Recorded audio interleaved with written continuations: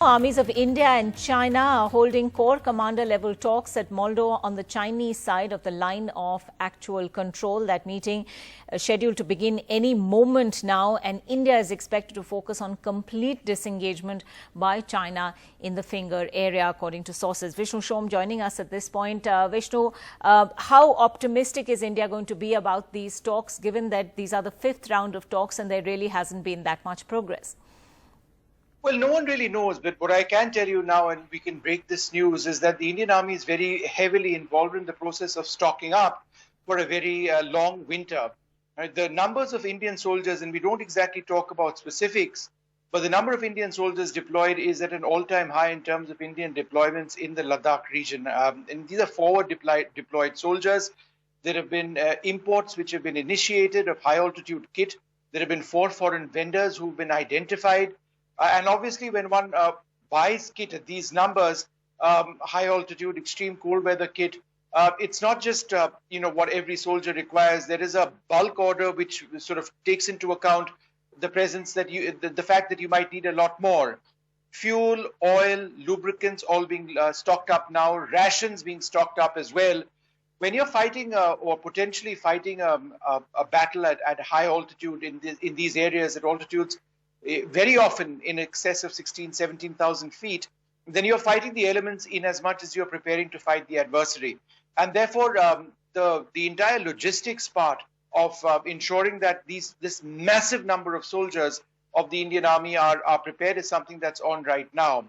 I don't know if anybody really believes at this juncture that the disengagement process is going to be complete in a very finite period of time.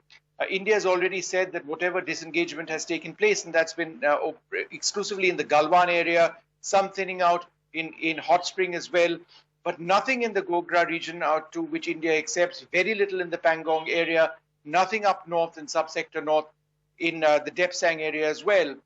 And so India is always keen to talk, but the fact that a lot more needs to be done now, and the fact that it's not really moving is a big concern. The images which you should actually see on your screen now are of the Pangong area. And so just for the benefit of our viewers, there are spurs in the Changchengmo range. That Changchengmo range, the spurs lead down onto the Pangong Lake. And each spur has a name. So it's either finger 1, finger 2, finger 3, finger 4. It goes all the way up to finger 8. So the Chinese have prevented Indian soldiers from patrolling from finger 4 to finger 8, where we used to patrol from. And the new LAC, line of actual control, is what they have now belatedly in the month of April sort of set up at finger 4. And when Indian soldiers tried to patrol beyond that, there were violent clashes which took place here as well. Dozens of Indian soldiers were injured. When the disengagement talks took place, the Chinese moved from finger 4 to finger 5. But as you can see in these images, beyond that, they've not gone back at all. You can see Chinese structures here, by which I mean tarpaulin nets, by which I mean accommodation for soldiers, smaller tents, positions, also fast interceptor craft, boats. There are at least a dozen, 10 plus boats on the Pangong Lake, again operating in areas which India believes are ours. And therefore, while we certainly welcome talks and we hope that there is a genuine disengagement, nobody wants to nuclear-armed neighbors in a situation where they're in a high-altitude face-off. That is the prospect which India now looks at, and it is very, very worrying.